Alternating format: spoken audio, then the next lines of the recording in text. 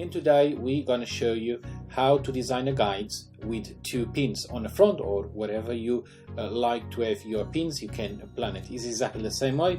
The only difference is the way that how many and where you place your pins. So the first step that we would like to do is select the pins where we would like to have the pins to retain our guides. So exactly the same way as we plan implant, we just press on the plus sign and we select the implant, and you need to select one brand that actually have pins. For example, let's use this one. You can use other brands. There is another pins, another screws there on the software. You can use it. I'm just going to use this one for showing or a demo purpose tutorial, let's say. So you plan it exactly the same way as you plan the implant.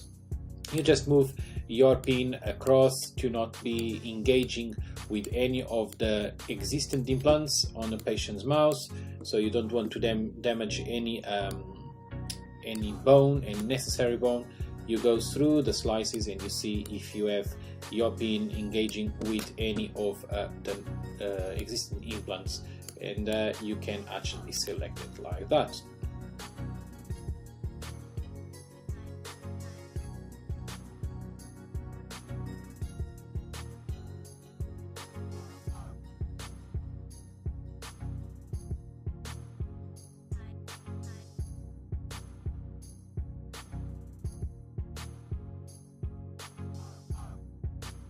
Quite happy with the position of those pins. You could do extra more, 2, 4, whatever you prefer to do it. Normally 2 would be enough, but it's really, as you know, depending the amount of bone and as well the case himself. So once you finished with this planning of the pins, then you go straight to designing the guide. We approve the position of the guide, and as you can see, is showing exactly the same way that is showing before. The only difference, you have these extra pins there. So start from the insert orientation, or pass insertion, as people would like to call it. Again, as always, trying to get as much green across the model so you don't have too much or too many of undercuts.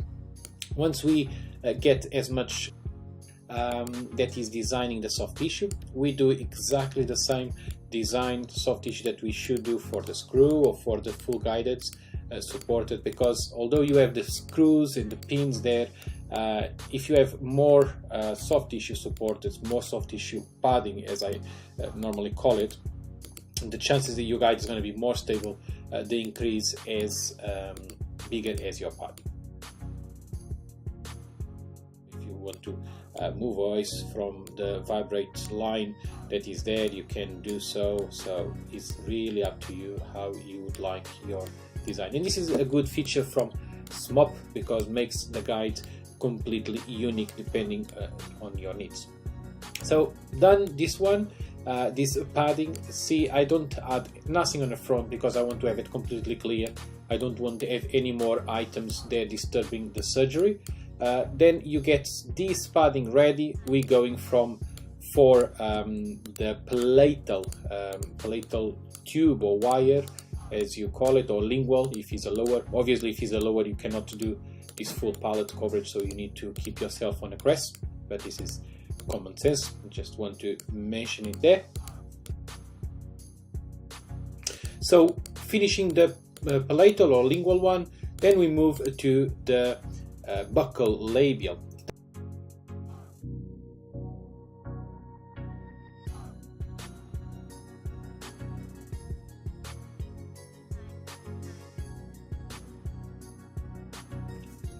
So my guide is almost ready. Now what we need to do is add the so necessary arches all the time. Another 3 here. Something that I do sometimes just to assure me that these sleeves, they are very nice and stable, is just getting some extra wires on that area.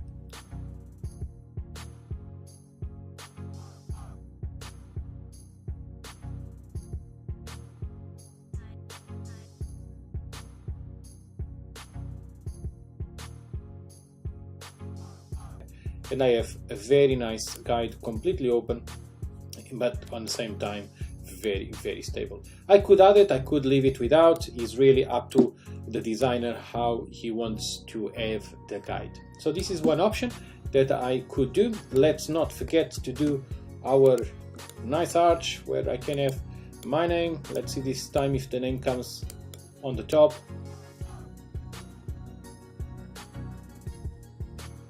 So once we finished our guide, once we finished to design all the pipes, all the wires on the guide, we're just going to get the name, and lastly we select to process the guide.